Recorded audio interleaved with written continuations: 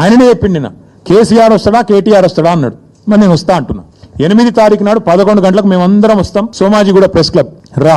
సోమాజిగూడలో press club లో 11 గంటలకు 8 తారీఖు నాడు నేను రెడీగా ఉంటా. మీ పాలనకి మా సంక్షేమపు పాలనకి ప్రజా పాలనకి తేడా ఏంటిది అనేటటువంటిది నువ్వు ప్రెస్ క్లబ్ లా రైతాంగం మీద మాట్లాడతా అని చెప్పి మరి 8 తారీఖు రోజు ఏదో ఆయన ముహూర్తం పెట్టినట్టున్నాడు. 8 తారీఖు చాలా దూరం ఉంటది కానీ అందులో 4 గోడల మధ్యలో ఎందుకు బహిరంగంగానే బజార్లనే ఈ రాష్ట్రం కోసం ఆత్మ బలిదానాలు చేసుకున్నటువంటి అమరవీరుల సమాధుల పునాదుల మీద అధికారంలోకి వచ్చి ఆ రోజు వాళ్ళ అడ్రస్లే గల్లంతేనే అని చెప్పినటువంటి మీ యొక్క దరిద్రపు పరిపాలనని మీరు చేసినటువంటి రాచరికపు వ్యవస్థని అదే అమరవీరుల సాక్షిగా అడగనీకే కడగనీకే మేమందరం ఇక్కడ కూర్చున్నాం. నువ్వు 8 తారీఖు చెప్పినావు, మేము 7 తారీఖే సిద్ధమని చెప్పి ఇక్కడికి వచ్చినాం. మేము ఈ విషయం నిన్ననే చెప్పినాం. నీకు దమ్ము ధైర్యం ఉంటే నువ్వు రేపు ఇడికి అమరవీరుల స్తూపం కాడికి రా, మనం మాట్లాడుకుందామని చెప్పి మనం అన్నాం.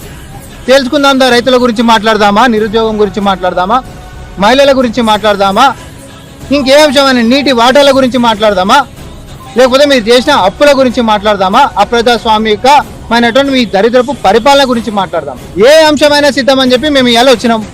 నేను ఒక టైం పెట్టిన మాట మీదకించి నేను వచ్చిన రాగానే నాకు ఒక దస్తి కూడా వేసిన.